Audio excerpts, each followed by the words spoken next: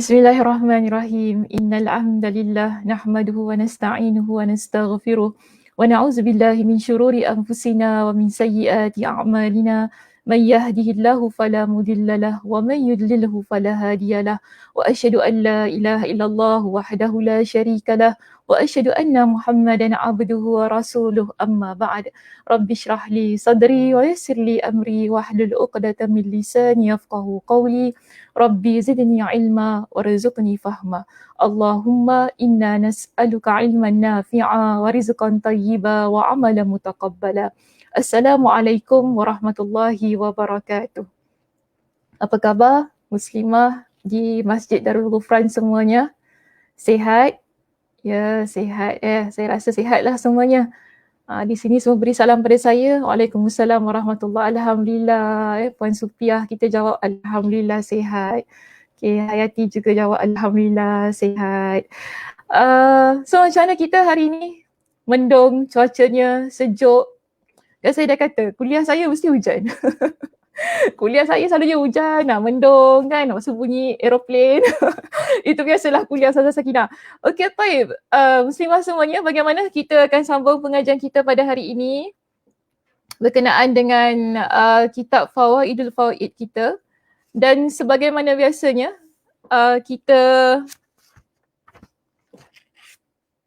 kita sekarang berada pada muka surat 108. Kita belum habis membincangkan berkenaan dengan Mutiara Hikmah. Okay, berkenaan dengan Mutiara Hikmah yang diberikan oleh Imam Ibnul Qayyim Al-Jauziyah kepada kita. Baik, di sini sila rujuk pada muka surat 108. Okay, kita berada di muka surat 108 berkenaan dengan Mutiara Hikmah, iaitu masih lagi sebenarnya dalam bab yang ke berapa? Sampai dah tak nampak dah Zazah punya bab ni. Sebab banyak sangat tampal-tampal ni. Bab yang ke-20. Okey, kita masih lagi dalam bab yang ke-20. Dan kita berada pada poin kita yang terakhir iaitu C, di situ Mutiara Hikmah. Jadi pada minggu lepas, kalau masih ingat lagi, Ustazah bincangkan berkenaan dengan poin kita yang pertama pada poin C, iaitu berkenaan dengan sesiapa sahaja yang mengenal dirinya, nescaya dia akan selalu berusaha memperbaikinya daripada bersusah payah mencari aib orang lain. Imam Ibnul Qayyim Al-Jauziyah menasihatkan kepada kita, jangan sibuk cari aib orang lain, sedangkan diri kita masih lagi ada banyak kekurangan yang perlu kita perbaiki.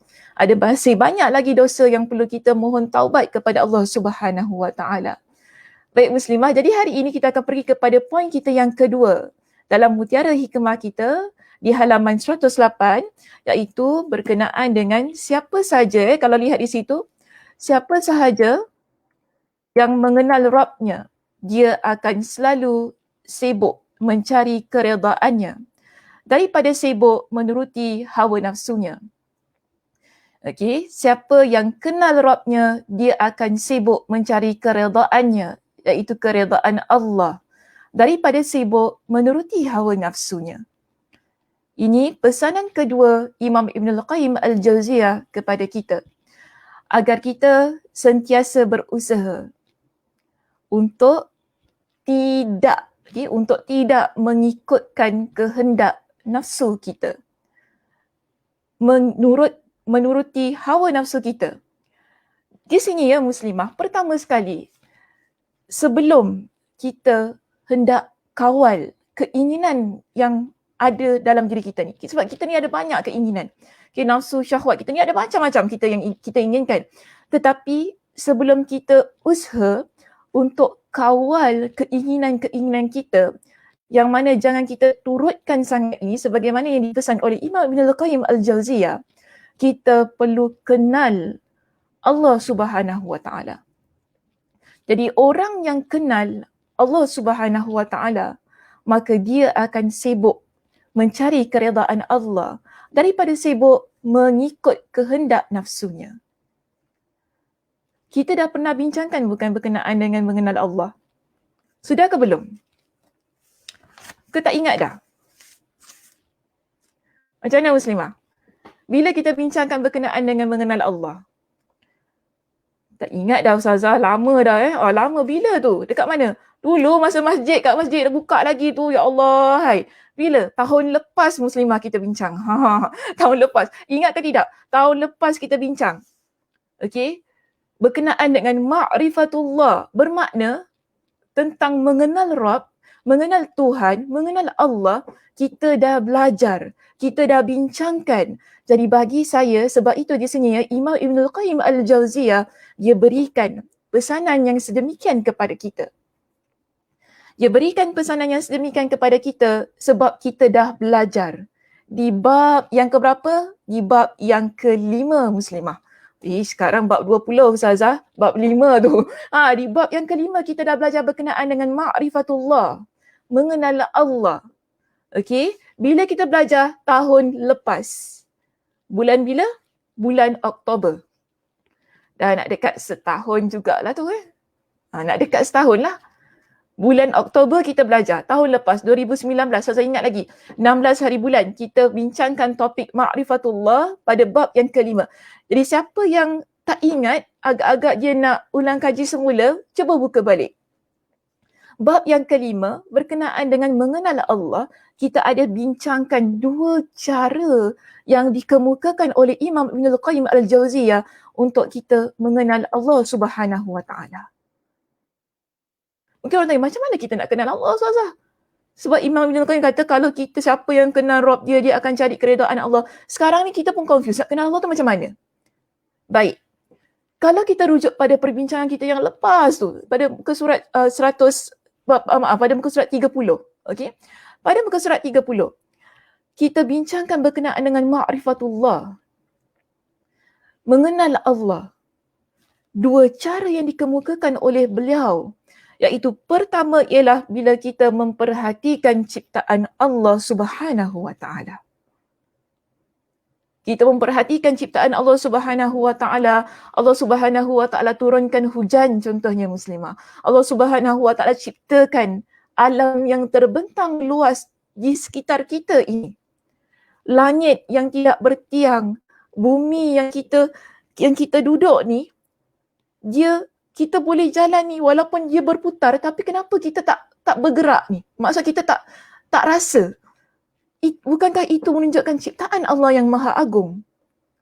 Ada pencipta yang agung di atas sesuatu yang kita kadang-kadang fikir pun macam mana macam mana maknanya ada yang menciptakan. Ia adalah ciptaan Allah Subhanahu Wa Taala. Itu satu caranya kita kenal Allah. Maha berkuasa maknanya Allah Subhanahu Wa Taala. Kedua, bagaimana tadabbur ayat-ayat yang terdapat dalam Al-Quranul Karim. Kedua-dua cara itu tadi, melihat ciptaan Allah yang ada di sekitar kita, mentadabbur ayat-ayat Allah yang ada dalam Al-Quranul Karim, ia memerlukan usaha kita untuk membaca Al-Quran. Bila kita dekat dengan Al-Quran, baca Al-Quran, ia menjadi sesuatu yang sentiasa kita lazimi dalam diri kita. InsyaAllah kita akan kenal Allah Subhanahu Wa Taala. Kita akan kenal Allah Subhanahu Wa Taala menerusi Al-Quranul Karim yang menceritakan berkenaan dengan penciptaan Allah, yang menceritakan berkenaan dengan pelbagai macam peristiwa yang telah lalu, sekarang yang terjadi dan yang akan datang. Al-Quran, kitab yang begitu lengkap, Allah Subhanahu Wa Taala rekodkan semua kisahnya sebagai panduan dalam kehidupan kita. Dalam Al-Quran terdapat banyak ayat-ayat yang menyebutkan berkenaan dengan sifat-sifat Allah, yang Maha Pengasih, Maha Penyayang, Maha Berkuasa, Maha Mendengar, Maha Melihat, Maha menciptakan segala sesuatu. Yang membuktikan kepada kita, Allah adalah Tuhan kita. Yang Maha Esa, tiada tandingan selain Allah Subhanahu Wa Taala. Tidak ada perkara yang boleh kita tandingi ataupun kita letakkan setanding Allah bila kita betul-betul membaca Al-Quranul Karim. Dalam Al-Quranul Karim, apa yang boleh kita lihat ataupun apa yang boleh kita dapat? Kita boleh lihat ataupun kita boleh pelajari, kita boleh mengambil iktibar tentang apa yang telah Allah Subhanahu Wa Taala lakukan ataupun Allah takdirkan terhadap umat-umat yang terdahulu berkenaan dengan azab dan nikmat yang Allah berikan kepada mereka. Allah Subhanahu Wa Taala berikan kepada orang yang ingkar terhadap perintah Allah dengan azab. Di mana kita boleh melihat kisah-kisah itu? Dalam kisah Fir'aun, dalam kisah umat yang terdahulu seperti umat Nabi Nuh, umat Nabi Lut, kan? Dalam kisah Qarun contohnya. Allah ceritakan kebinasaan terhadap orang yang ingkar terhadap perintah Allah. Di samping itu, Allah Subhanahu Wa Taala juga menceritakan kepada kita dengan pelbagai nikmat yang Allah berikan kepada orang yang taat, kepada orang yang sentiasa mengharapkan Allah Subhanahu Wa Taala. Betul tak? Kita ada kisah Nabi Zakaria, kita ada kisah Asyah dalam Al-Quran. Kita ada kisah Nabi Sulaiman yang pernah kita bincangkan dahulu. Kita ada kisah berkenaan dengan syurga. Bagaimana orang yang taat kepada Allah, mereka yang sentiasa sabar, mereka yang memaafkan orang lain, Allah Subhanahu Wa Taala berikan kepada mereka dengan syurga Allah. Semua itu Allah rekodkan dalam Al-Quran untuk kita baca, kita hayati, kita tadabbur. Untuk apa? Agar kita kenal Allah Subhanahu Wa Taala. Sebab itu kita jangan tinggalkan Al-Quran ni muslimah. Daripada Al-Quranul Karim yang kita baca itu tadi, yang menyebabkan kita kenal Allah bila kita tahu tentang semua itu, iaitu berkenaan dengan kisah-kisah yang Allah ceritakan dalam Al-Quran, berkenaan dengan azab, berkenaan dengan nikmat, kita akan faham betapa Allah Subhanahu Wa Taala Maha Berkuasa. Dalam keadaan kita memahami Allah Subhanahu Wa Taala Maha Berkuasa itu tadi, hati kita akan jadi takut. Hati kita akan jadi gentar. Hati kita ni akan sentiasa ingin mencari keredaan Allah Subhanahu Wa Taala. Kerana kita menyedari berkenaan dengan semua perkara-perkara yang Allah Subhanahu Wa Taala takdirkan, Allah Subhanahu Wa Taala ceritakan dalam Al-Quran itu tadi, bukti Allah Maha Berkuasa. Allah Maha segala-galanya. Laisa kamitslihi syai'. Tidak ada sesuatu yang sama dengan Allah Subhanahu Wa Taala.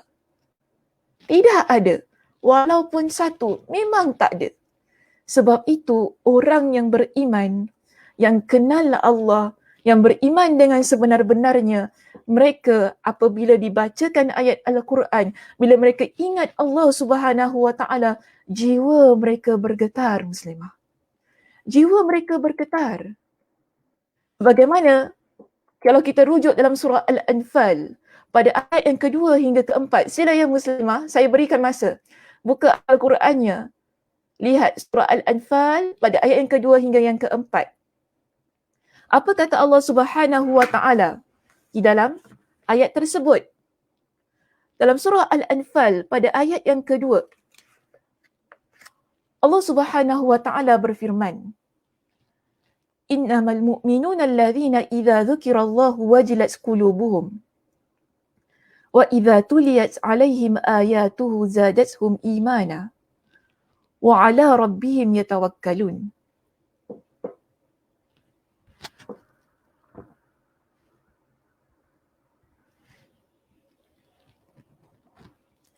Okey.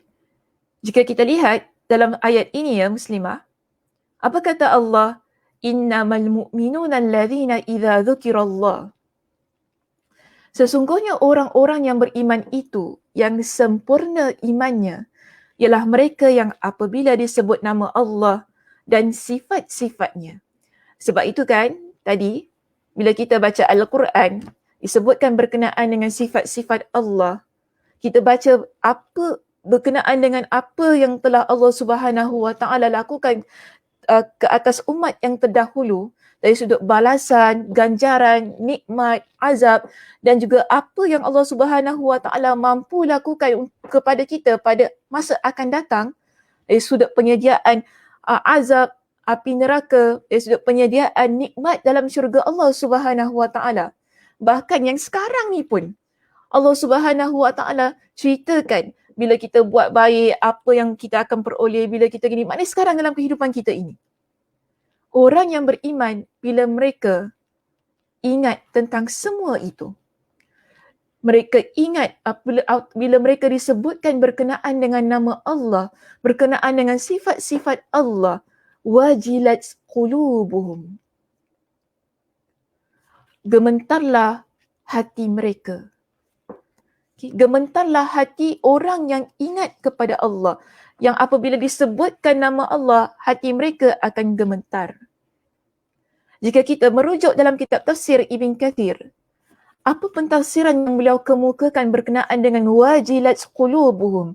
Orang yang beriman bila dia ingat kepada Allah, hatinya gementar. Gementar yang bagaimana ni muslimah?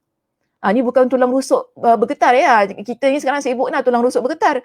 Orang patutnya ingat Allah, kita ni jiwa kita bergetar, itu sebenarnya yang patutnya kita ni. Tapi kita ni benda lain pula yang kita nak bergetarkan tu kan. Itu masalahnya manusia ni. Bila kita ingat Allah, diri kita ni, hati kita ni ada gentaran. Kita panggil gentaran rasa. Satu jiwa yang sukar untuk kita ungkapkan perasaannya, ketakutannya, rasa risaunya, kan? Yang mana kalau kita rujuk dalam kitab tafsir Ibn Kathir, Mujahid, beliau mengambil pendapat daripada Mujahid yang mana mengatakan bahawasanya artinya wajilat qulubuhum ialah orang yang takut hatinya. Takut hatinya. Dan kita dapati di sini ya, para ulama lain seperti As-Suddi dan ulama lain juga mengatakan hal yang sama, iaitu bila orang itu dia ingat Allah, orang yang beriman, yang benar-benar iman, yang benar-benar keimanannya bila dia ingat Allah, maka jiwanya akan rasa takut kepada Allah. Kerana apa? Dia kenangkan, dia fikirkan berkenaan dengan azab Allah, kekuasaan Allah, apa yang mampu Allah Subhanahu Wa Taala lakukan ke atas dia sebagai seorang hamba. Maka seharusnya dia ada rasa takut kepada Tuhannya. Betul tak? Kita seharusnya ada rasa takut kepada Tuhan kita yang menciptakan kita.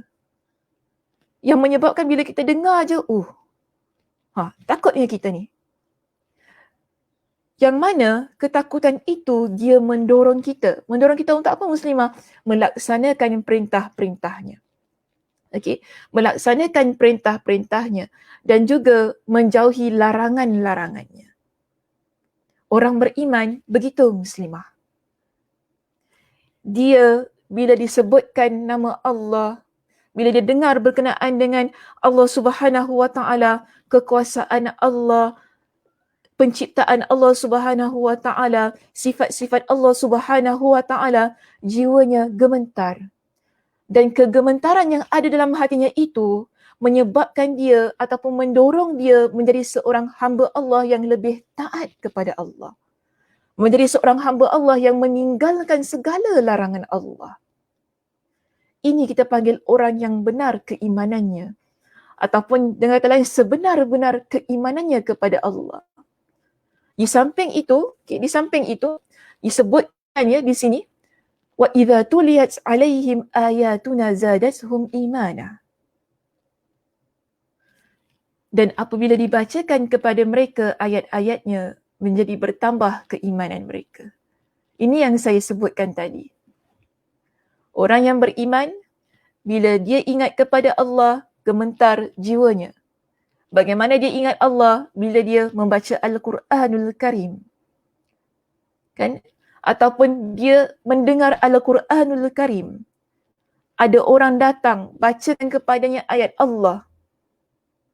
Bertambah keimanannya di samping gementar jiwanya. Ya, di samping gementar jiwanya, bertambah-tambah keimanannya. Dan Allah Subhanahu Wa Taala kata apa di sini, Muslimah? Wa ala rabbihim yatawakkalun. Dan mereka bertawakal kepada Allah Subhanahu Wa Taala. Orang yang beriman kepada Allah dengan sebenar-benar imannya, yang menyebabkan bila disebutkan nama Allah, jiwanya gementar. Kerana apa? Memikirkan kekuasaan Allah. Dan bila didengar ayat Al-Quran, bertambah keimanannya. Semua itu akan menjadikan dia orang yang bertawakal kepada Allah. Orang yang begini, sila rujuk Muslimah pada ayat yang ketiga dan yang keempat. Saya tidak lampirkan di sini berkenaan dengan ayat yang ketiga dan yang keempat. Sebab saya nak semua buka Al-Qurannya. Okey? Sila lihat. Pada ayat yang ketiga dan yang keempat, apa kata Allah Subhanahu Wa Taala? Orang yang begitu, apakah amalan mereka? Allah maklumkan kepada kita, orang yang jiwanya bergetar, orang yang mana bertambah-tambah keimanan mereka, orang yang mana bertawakal kepada Allah Subhanahu Wa Taala, amalan mereka, apa dia? Lihat, pada ayat yang ketiga dalam surah Al-Anfal, Allah Subhanahu Wa Taala berfirman, allazina yuqimunas salah wa mimma razaqnahum yunfiqun. Mereka ialah orang yang mendirikan salat dan mereka ialah orang yang menginfakkan sebahagian daripada harta yang telah kami rezekikan kepada mereka. Kita dah bincangkan berkenaan dengan rezeki, betul tak? Ada kaitannya kan di sini? Berkaitan dengan rezeki. Orang yang mana jiwanya gementar tadi, yang bertambah keimanannya bila mendengar ayat Al-Quran, yang bertawakal kepada Allah, mereka adalah orang yang mendirikan solat. Mereka juga adalah orang yang menginfakkan harta mereka ke jalan Allah. Yang mana mereka tahu harta yang mereka miliki adalah rezeki daripada Allah Subhanahu Wa Taala. Yang seharusnya mereka infakkan. Di sini Muslimah, jika kita melihat kepada pentafsiran para ulama, disebutkan bahawasanya solat yang kita laksanakan sebagai orang yang benar-benar beriman itu tadi, bermakna kita menunaikan hak Allah. Dan bila kita menginfakkan, menyedekahkan sebahagian daripada harta yang Allah rezekikan kepada kita, itu bermakna kita menunaikan hak hamba Allah yang ada di sekitar kita. Sebab itu banyak kali saya pesan, dalam keadaan kita nak memperbaiki diri kita, dalam keadaan kita nak menjadikan diri kita seorang muslimah yang salihah, ia bukan semata-mata tentang kita dan Allah, tetapi bagaimana kita dengan insan di sekitar kita. Kedua-duanya memainkan peranan penting untuk menjadikan diri kita seorang muslimah yang hatinya bersih. Menjadikan kita seorang muslimah yang dirinya benar-benar beriman kepada Allah Subhanahu Wa Taala. Sebab itu Allah Subhanahu Wa Taala sebutkan amalan orang yang betul-betul beriman, yang bergetar jiwanya bila mengingatkan Allah, yang mana kalau dia tu orang yang betul-betul beriman, dia lihat hartanya, bergetar jiwanya muslimah. Bergetar jiwa tu bukan sebab takut habis, bukan begitu. Tapi dia tahu ini harta Allah berikan kepada saya. Apa yang perlu saya buat dengan harta yang melimpah ruah ini? Adakah perlu saya gunakan semata-mata untuk kepentingan diri saya? Ada amanah yang perlu kita laksanakan terhadap harta itu. Sebab itu kita jadi takut dengan apa yang kita ada. Allah berikan kepada kita dengan ilmu, contohnya muslimah. Kita senang ke dengan ilmu itu? Tidak. Kita akan jadi orang yang takut dengan ilmu yang kita ada. Kenapa? Sebab kita risau. Adakah kita akan amalkan ilmu itu ataupun kita biarkan ilmu itu yang menjadi amanah ke atas diri kita? Ini adalah orang yang beriman. Orang yang beriman, mereka tidak akan rasa senang dengan apa yang mereka miliki. Jiwa mereka akan rasa bergetar kerana mereka tahu apa yang mereka ada adalah milik Allah Subhanahu wa taala. Lebih-lebih lagi bila mereka membuka Al-Quran, mereka baca Al-Quranul Karim, hati mereka, keimanan mereka semakin bertambah kerana apa? Mereka tahu diri mereka adalah hamba dan mereka bertawakal kepada Allah dengan usaha-usaha yang mereka lakukan. Maka begitu keadaan orang yang beriman. Mereka melaksanakan solat, mereka menginfakkan sebahagian daripada apa yang mereka ada kerana mereka sedar solat itu adalah perintah Allah. Bukti untuk mereka merealisasikan keimanan mereka kepada Allah. Bukti bila mereka menyedekahkan harta mereka sebagai satu bukti bahawasanya mereka sedar apa yang mereka miliki adalah milik Allah Subhanahu wa taala. Hal inilah yang membezakan antara orang yang mukmin, orang yang beriman dan juga orang yang munafik. Orang yang munafik, mereka hanya beriman di luarannya sahaja muslimah. Tetapi untuk beramal ibadah, untuk melaksanakan perintah Allah, hanya bila orang melihat mereka. Tapi bila mereka dalam keadaan sendirian, mereka tak buat perkara-perkara itu. Mereka tak solat, mereka tidak menyedekahkan harta mereka. Kerana apa? Mereka bertopengkan keimanan yang mereka ada. Tetapi orang yang sebenar-benarnya beriman kepada Allah, di samping mereka solat, di samping mereka menyedekahkan harta mereka, tapi ada sudut lain yang lebih untuk kita perhatikan. Bagaimana hati kita? Adakah gementar hati kita ketika menyebut Allah? Adakah hati kita bertambah, adakah jiwa kita bertambah keimanannya bila kita membaca Al-Quranul Karim? Adakah kepada Allah bertambah tawakal kita, makin kuat tawakal kita kepada Allah? Saat kita dalam keadaan yang tidak, maksud saya saat kita dalam keadaan yang diuji oleh Allah Subhanahu wa taala. Semua perkara ini Allah Subhanahu wa taala sebutkan, dan jangan lupa muslimah, pada ayat yang keempat Allah Subhanahu wa taala puji orang-orang yang begini. Apa kata Allah? Ulaika humul mu'minuna haqqan. Mereka adalah orang yang beriman sebenar-benarnya dan Allah Subhanahu wa taala berikan kepada mereka dengan ganjaran yang setimpal pada apa yang mereka lakukan itu tadi. Apa dia? Allah kata begini, lahum darajatun 'inda rabbihim wa maghfiratun wa rizqun karim. Allah berikan kepada mereka dengan darjat yang mulia di sisi Allah.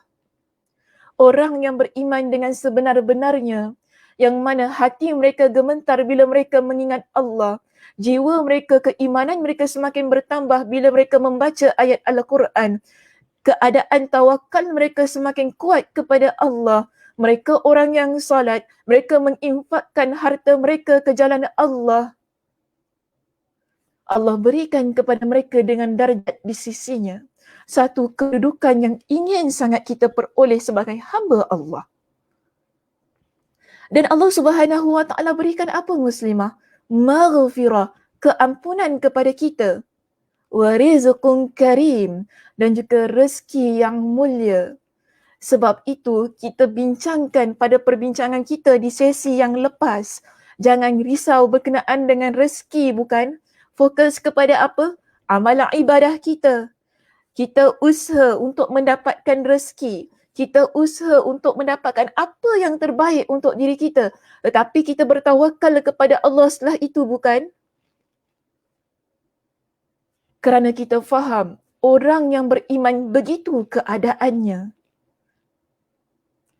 Bila dia berusaha, dia bertawakal kepada Allah Subhanahu Wa Taala, serahkan semuanya kepada Allah, dia yakin Allah akan berikan kepadanya dengan rezeki, dengan nikmat yang mulia di sisi Allah.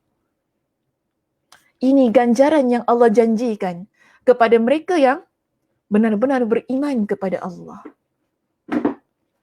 Orang yang sedemikian, bila mereka tahu tentang hal ini, begini ya muslimah, kita kalau jiwa kita gemetar ingat Allah ni, kan, bila bertambah keimanan kita ketika kita membaca Al-Quran dan tawakal kita kepada Allah semakin kukuh, bermakna kita kenal Allah. Orang yang kenal Allah, begini keadaannya yang kita sebutkan dalam surah Al-Anfal pada ayat yang kedua hingga yang keempat itu tadi kan. Surah Al-Anfal ayat kedua hingga keempat itu tadi, dia adalah orang yang benar-benar kenal Rabbnya. Orang yang benar-benar kenal Rabbnya, mereka akan sibuk mencari keredaan Allah Azza wa Jal. Ini adalah pesanan Imam Ibn Al-Qayyim Al-Jawziyah dalam Mutiara Hikmahnya pada poin yang kedua itu tadi. Dia akan sibuk mencari keredaan Allah. Dia akan jadi orang yang tidak ada masa untuk mengikut kehendak nafsunya. Kan? Orang yang begini, kita kata ya, mungkin kata, Ustazah, nak cari keredaan Allah tu bagaimana Ustazah? Mungkin kata, keredaan Allah tu macam mana? Kita pun tak kerti. Apa redha Allah tu kan? Redha Allah ini bila kita buat perkara yang Allah cinta. Perkara yang Allah suka. Yang mendatangkan keredaan Allah. Kita taat kepada Allah Subhanahu Wa Taala. Kita buat segala perintah Allah Subhanahu Wa Taala. Itu yang menjadikan kita mendapat keredaan Allah Subhanahu Wa Taala. Sebab itu dalam hidup ini, bila kita taat semua perintah Allah, kita tinggalkan larangan Allah, kemudian kita sibukkan diri kita mencari pahala. Kita sibukkan diri kita mencari ataupun untuk meraih syurga Allah. Itu bermakna kita usaha untuk mendapatkan keredaan Allah Subhanahu Wa Taala. Menyibukkan diri dalam hal yang sedemikian adalah perkara yang mulia muslimah.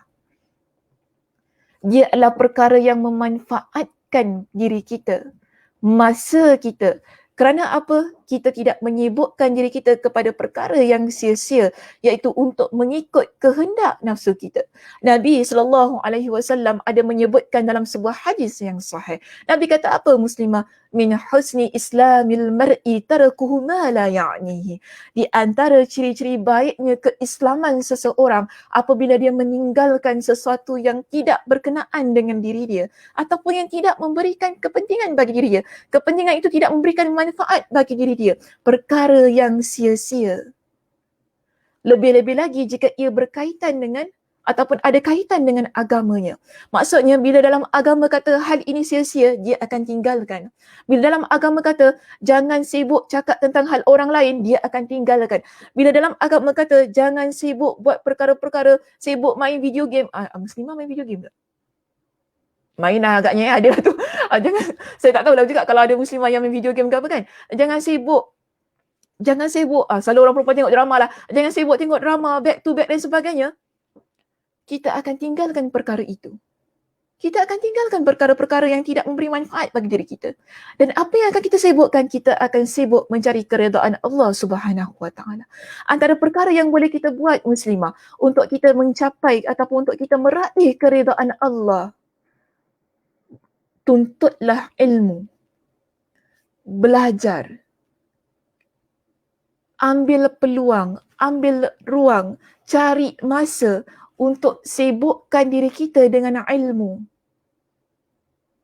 Ia adalah perkara yang lebih baik untuk diri kita daripada kita sibukkan dengan perkara-perkara lain yang tidak berfaedah. Apa kata Nabi SAW muslimah?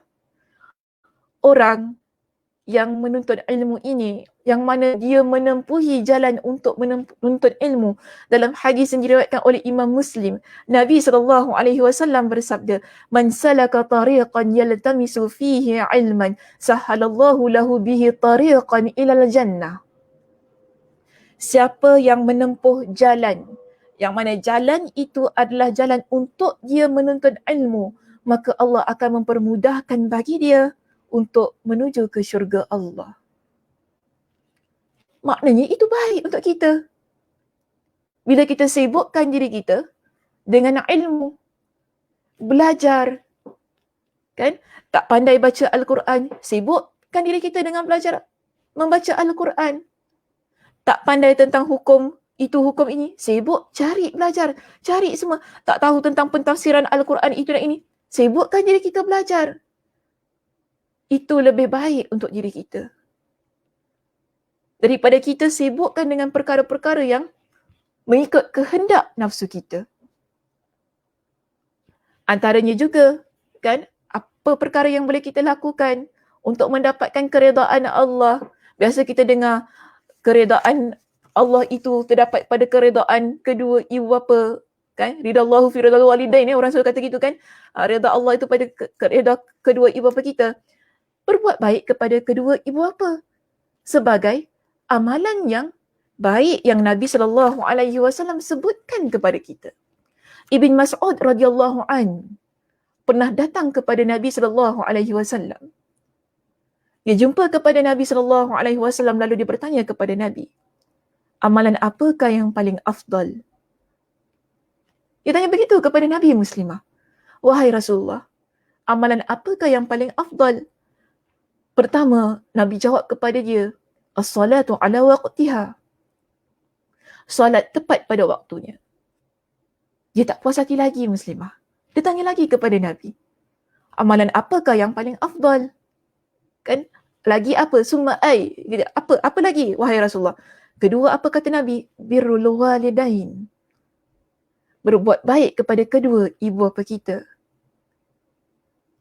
Itu adalah perkara yang memberi manfaat kepada kita.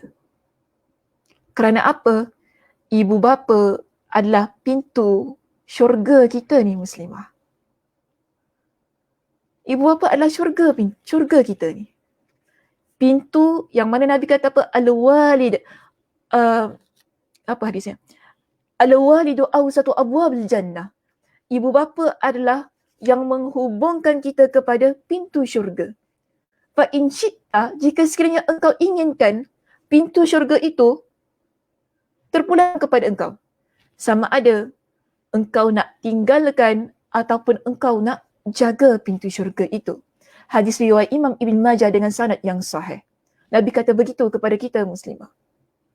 Kita yang masih ada kedua ibu bapa ini ataupun salah seorang daripada kedua ibu bapa kita, sibukkan diri kita, perhatikan keadaan mereka.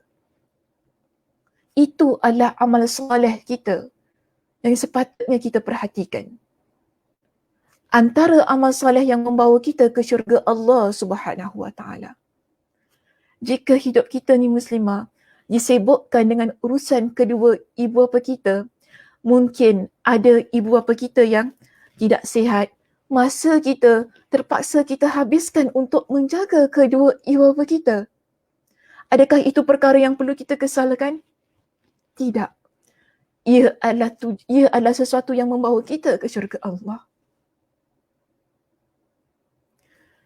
Tapi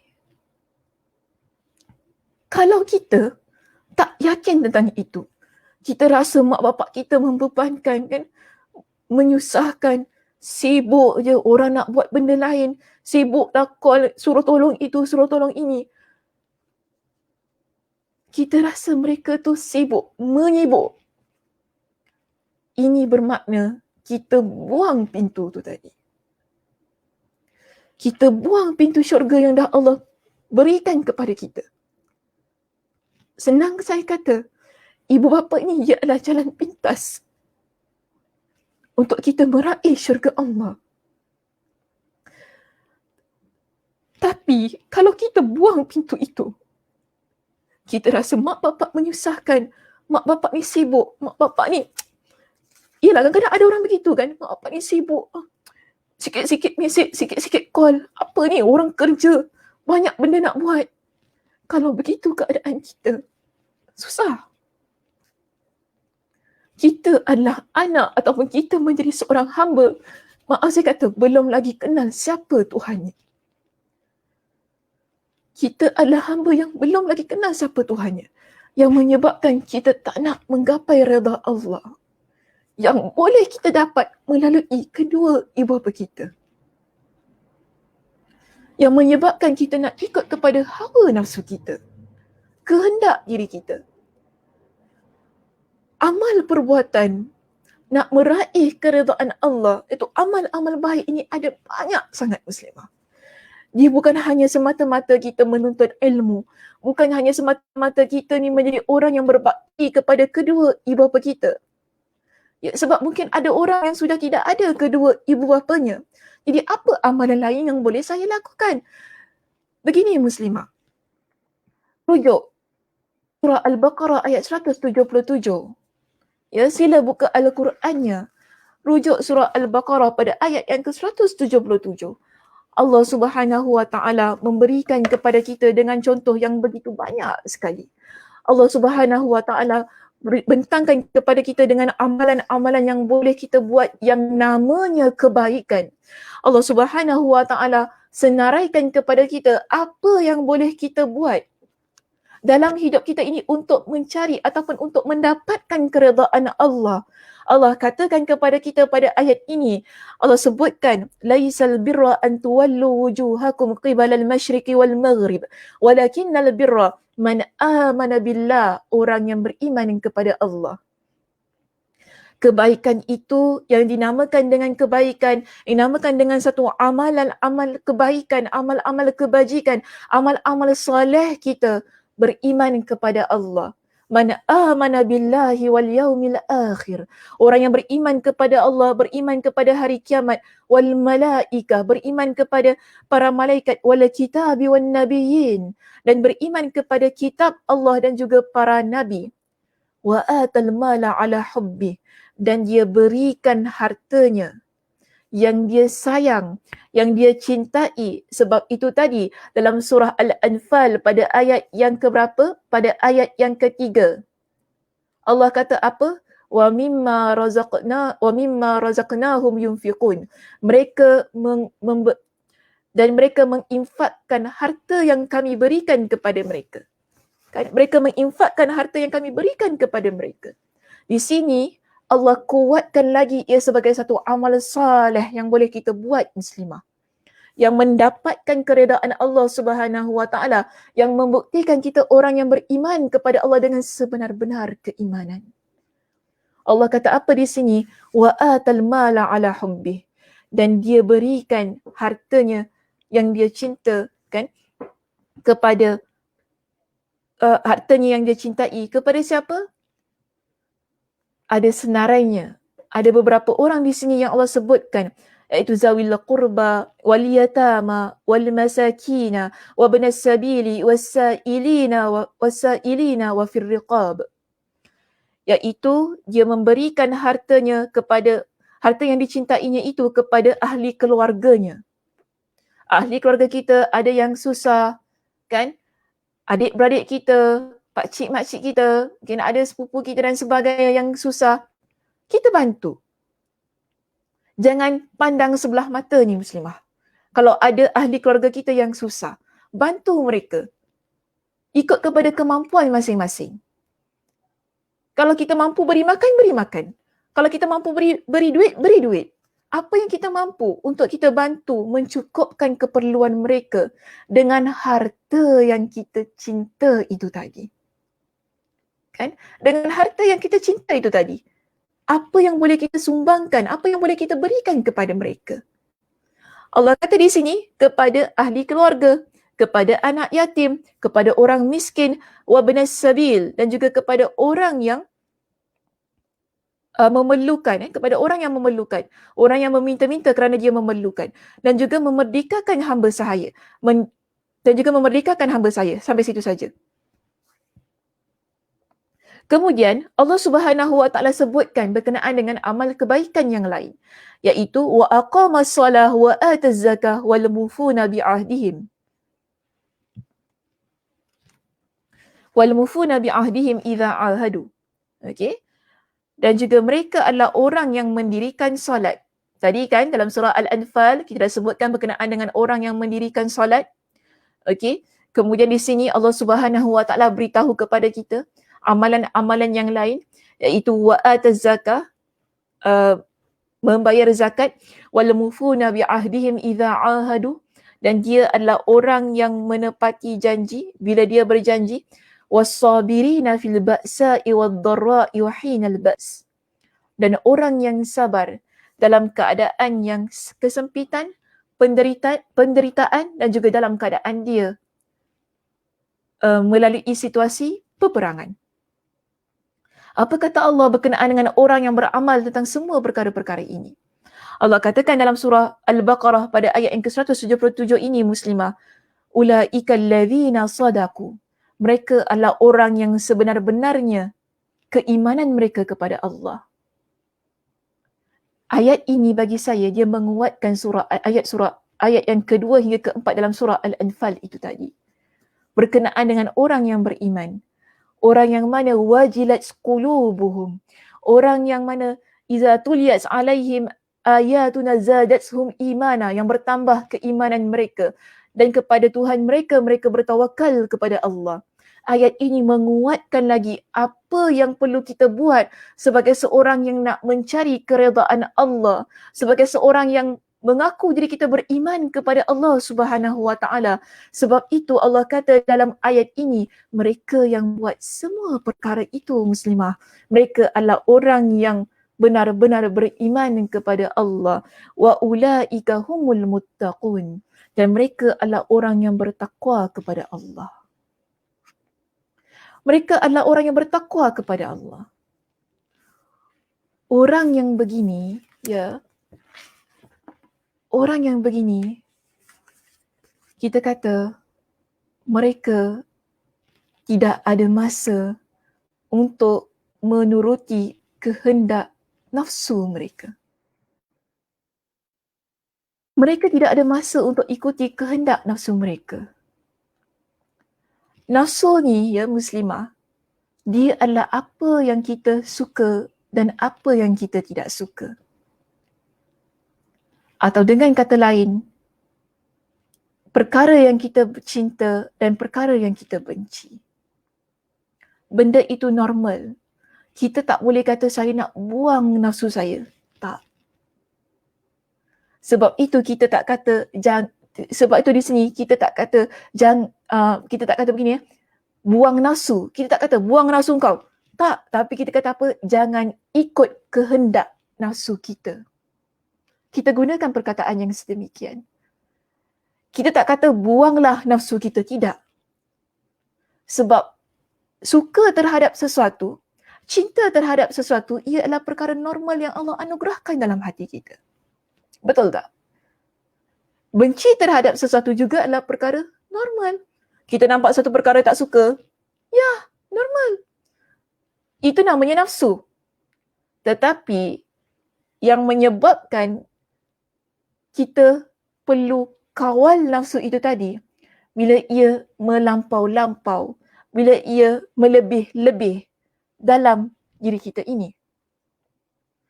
Suka terhadap sesuatu, cinta terhadap sesuatu, suka sangat-sangat. Ni kena kawal. Cinta sangat-sangat, ni kena kawal. Perkara yang bersangatan. Sebab tu jangan terlampau ikutkan apa yang kita suka, apa yang kita cinta. Ia akan memusnahkan hidup kita. Ia akan memusnahkan hidup kita. Benda-benda yang berkenaan dengan suka dan tak suka ni. Okay? Sama juga, kalau kita ikutkan apa yang kita tak suka, dia pun akan memusnahkan diri kita. Kita suka makan. Ini nafsu, betul tak?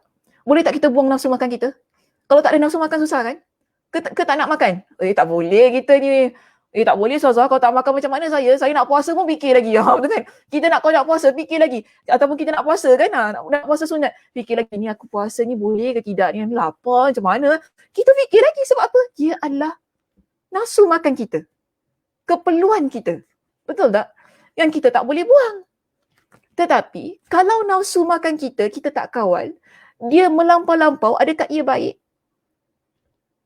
Tak baik. Kita makan sekehendak hati kita. Kita makan itu, semua makan je kerja kita. Terlampau-lampau sangat. sampai ia mendatangkan mudarat bagi diri kita, sampai bawa penyakit pada diri kita, itu bermakna kita ikut kehendak nafsu kita.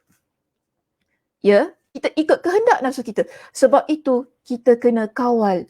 Jangan ikutkan kehendak nafsu tu tadi. Kita benci dengan seseorang, contoh. Benci dengan seseorang, ni yang muslimah kata benda tu normal tau. Benda tu normal. Kita kalau nampak benda tak baik, kita tak suka. Okey, tak sukalah sudah. Tapi kalau kita terlampau-lampau benci pada dia, kita akan buat satu perkara yang memudaratkan orang itu dan juga diri kita. Benci yang terlampau sangat, dia akan bertukar menjadi dengki. Benci yang terlampau sangat, dia akan bertukar menjadi dendam. Benci yang terlampau sangat, dia akan menyebabkan kita boleh membunuh orang lain. Sebab itu kita kena kawal apa yang ada pada diri kita, iaitu nafsu kita itu tadi. Kalau kita sibukkan diri kita mencari keredaan Allah, kita tak sibuk untuk ikutkan nafsu kita. Betul muslimah, kita tak akan sibuk untuk ikutkan nafsu kita. Sebab apa? Kita rasa kita tak ada masa nak buat perkara-perkara ini. Sebab itu Nabi SAW kata apa kepada kita? Ketika Abu Dhar tanya kepada Nabi SAW berkenaan dengan jihad yang mana satukah yang lebih afdal. Dia datang jumpa kepada Nabi. Dia kata begini, aku bertanya kepada Nabi, sa'altu Rasulullah SAW, ayyul jihadi afdal? Apakah jihad yang paling utama? Nabi kata apa? Nabi kata begini muslimah, an tujahida nafsaka wa hawaka fi dhatillahi azza wa jal. Engkau bersungguh-sungguh melawan diri dan hawa nafsumu demi mencari keredaan Allah Subhanahu wa ta'ala.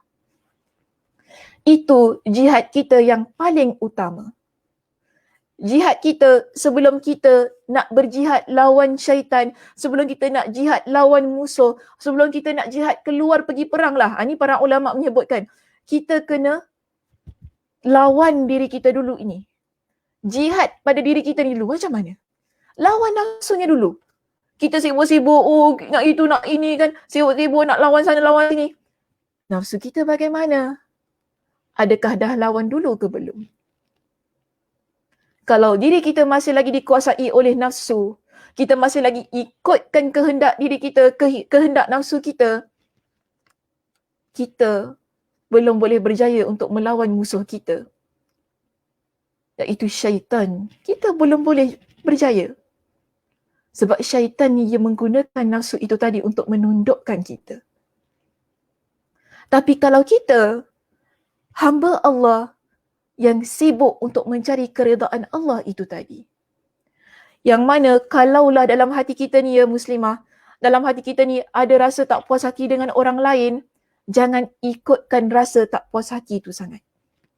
Kalau kita ni ada sebenci kepada orang lain dalam hati ni kan, jangan ikutkan. Kalaulah ada orang zalimi diri kita, lalu hati kita sakit sangat bila orang zalimi diri kita tu, rasa sangat dalam hati, dia rasa Allah Ustazah, tercucuk-cucuk Ustazah, tersiat-siat Ustazah, saya dah tak boleh dah. Sampai kan kita berikan dengan satu analogi, hati saya ni Ustazah, dia macam cermin tau Ustazah. Bila dia retak, pecah, saya nak cantumkan balik, ya Allah. Ustazah tahu tak macam mana? Dia umpama cermin, bila kita dah cantumkan tau Ustazah, tapi masih lagi nampak retak dia. Tak boleh pakai Ustazah. Kita kata begitu. Betul tak? Kita kata begitu. Hati saya tak boleh. Sebenarnya boleh muslimah. Kita boleh mencantumkan kembali hati kita yang kita kata dah retak. Kita masih lagi boleh mencantikkan lagi hati kita yang kita rasa dah rosak. Bagaimana mencari keredaan Allah? Cari keredaan Allah. Sibukkan diri kita dengan hal itu.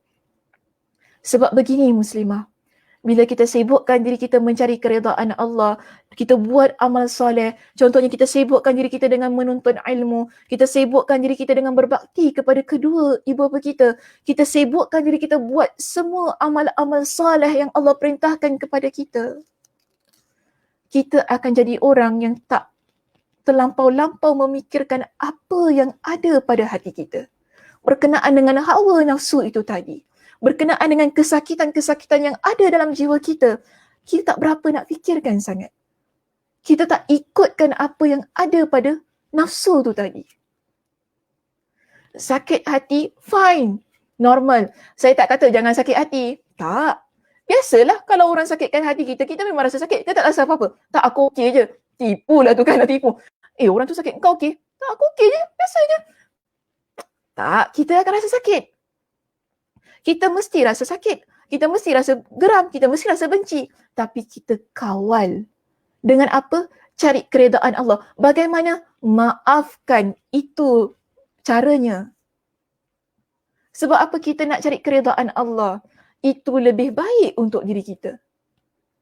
Kita rasa geram, kita rasa dengki, kita tinggalkan benda itu.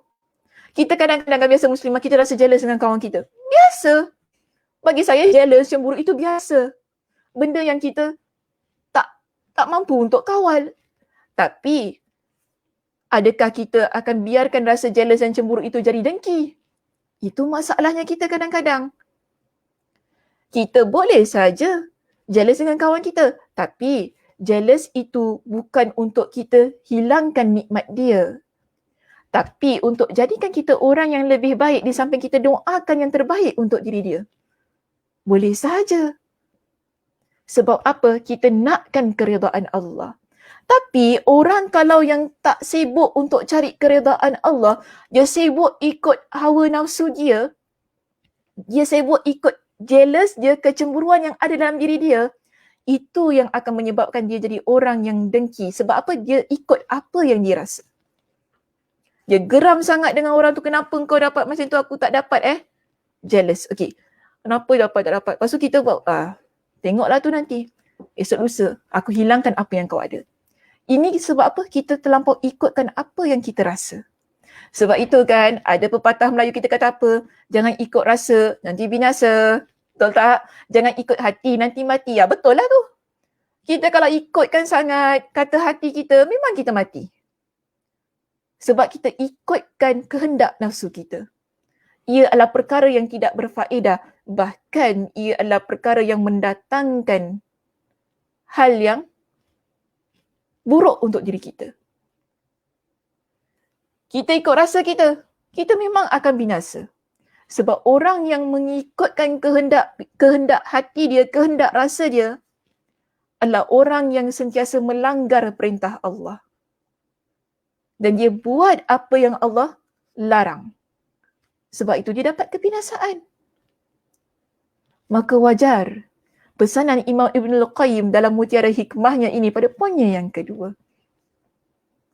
Kita kenal Allah.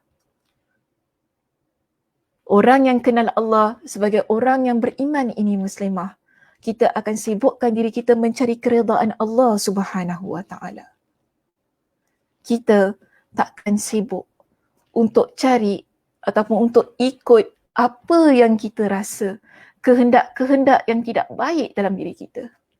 Kita takkan ikut semua itu. Sebab itu ya muslimah, Nabi SAW berdoa. Nabi minta kepada Allah Subhanahu wa taala dengan doa ini untuk meredamkan nafsu yang tak pernah puas dalam diri kita ni. Kita ni ada macam-macam nafsu. Kita ada macam-macam keinginan dalam hidup kita. Tapi bagaimana kita nak meredamkan nafsu itu ataupun kita nak kawal nafsu itu?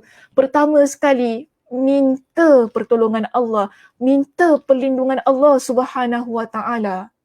Nabi baca doa ini muslimah.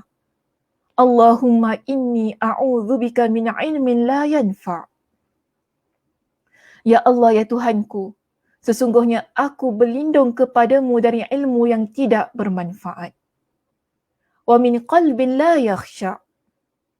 Daripada hati yang tidak khusyuk. Wa min nafsin la tashba'. Dan daripada nafsu yang tidak pernah puas. Wa min da'watin la yustajabu laha.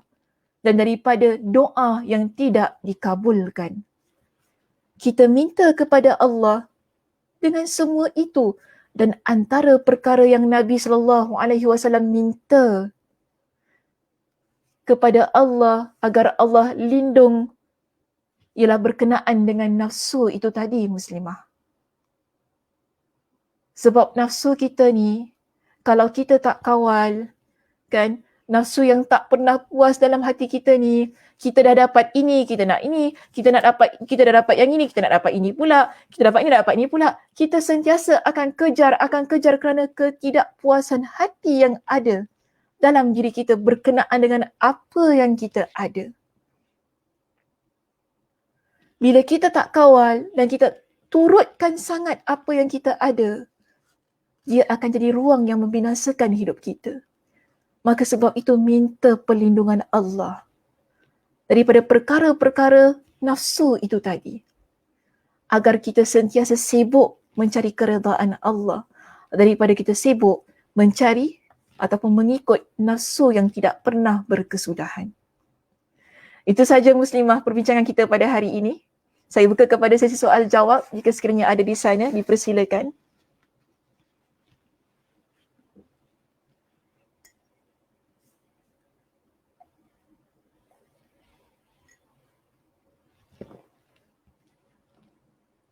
Ada soalannya muslimah? Jika sekiranya ada, dipersilakan.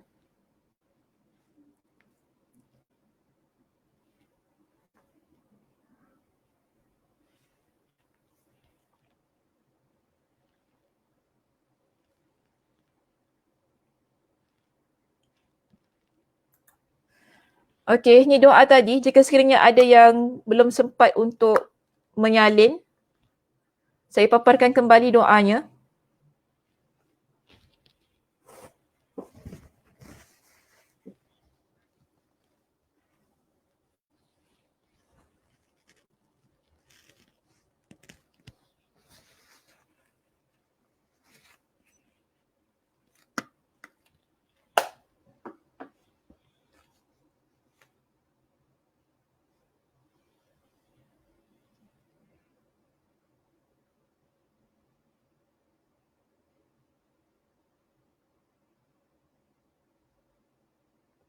Ya, sama-sama.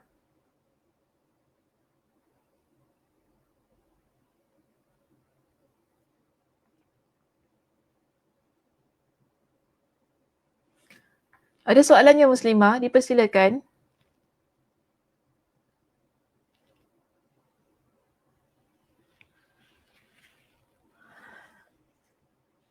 Sembab muka saya hari ni. Sempat. Sembab. Kurang tidur.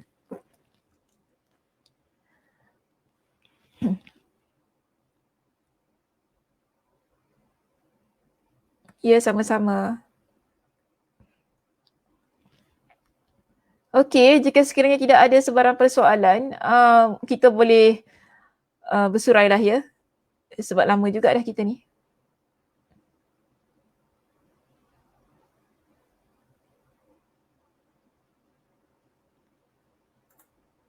Oh, maaf. Lupa nak tukar skrin. Saya minta maaf. Saya lupa nak tukar skrin tadi. Saya minta maaf ya. Baik, ada soalan di sini daripada Nur Muhammad. Bagaimana jika ada adik yang asyik meminta tetapi kerana beliau nak bersenang-senang, contoh pergi enjoy dengan kawan-kawan atau beli benda tak perlu sampai berhutang, adakah dia tanggungjawab kita untuk membantunya sedangkan dia sendiri tidak berusaha untuk bekerja keras? Rasa bersalah? Perlu bantu dia? Di sini ya, okey. Untuk soalan Nur Muhammad ini, jika kita ada adik-beradik yang begitu, saya fahamlah sebab ini juga adalah masalah ataupun isu yang sering diutarakan kepada kita berkenaan dengan ada adik-beradik yang sering mengambil mudah dan melihat bantuan kita sebagai sesuatu yang dijadikan ruang untuk dia bersenang lenang dan sebagainya. Begini ya kepada Nur, pada peringkat yang pertama kita bantu. Kemudian saya tahu mungkin nasihat saya yang kedua ialah supaya beri nasihat tu, kita bukan kata Ustazah dah berbuih lah mulut saya bagi nasihat kat dia. Mungkin orang cakap gitu kan. Tak apalah. Sering nasihati dia agar dia perbaiki gaya hidup dia, cara hidup dia, lifestyle dia tu supaya dia perbaiki. Supaya dia jadi orang yang baik, lebih berguna. Lebih berguna tu maksud saya lah, orang yang keluar bekerja dan berusaha untuk ada satu tahap ekonomi yang daripada diri dia sendiri, daripada dia meminta-minta orang lain. Kita boleh bantu, tapi yang sekadarnya. Yang sekadarnya. Dan di samping itu, banyakkan memberikan nasihat kepada dia.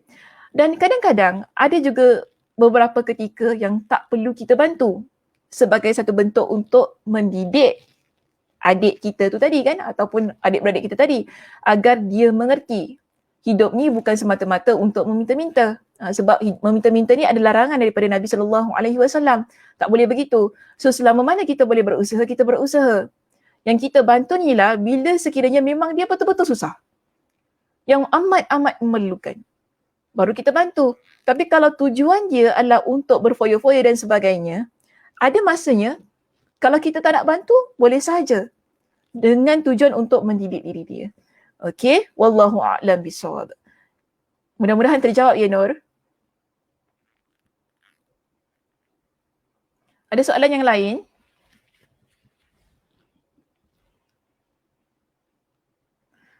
Okey, kalau tidak ada, saya harap kita dapat manfaat daripada apa yang dibincangkan hari ini. Ya, mudah-mudahan Allah Subhanahu Wa Taala memberkati kita. Lebih-lebih lagi kita masih lagi di awal 10 hari pertama di bulan Zulhijjah. Esok jika siapa yang boleh berpuasa, amat sangat digalakkan untuk berpuasa ya muslimah. Kejarkan amal ibadah kita. Kita pun tadi dah bincangkan berkenaan dengan mencari keredaan Allah. Di bulan Zulhijjah ni adalah kita panggil sebagai antara bulan yang terbaik untuk kita usaha mencari keredaan Allah Subhanahu Wa Taala. Jadi usahakanlah. Kalau kita dapat beramal soleh dengan sebanyak-banyaknya, tak kiralah amal-amal soleh apa yang kita mampu untuk kita buat, buatlah. Jangan kita berkira. Mudah-mudahan Allah Subhanahu Wa Taala memberkati kita dan Allah Subhanahu Wa Taala memberikan dengan ganjaran yang setimpal atas apa yang kita laksanakan untuk mencari keredaan Allah Subhanahu Wa Taala itu tadi. Okey muslimah, itu sahaja perbincangan kita pada hari ini. Saya tutup pertemuan kita dengan tasbih kafarah. Subhanakallahumma wa bihamdika asyhadu an la ilaha illa anta astaghfiruka wa atubu ilaik. Assalamualaikum warahmatullahi wabarakatuh.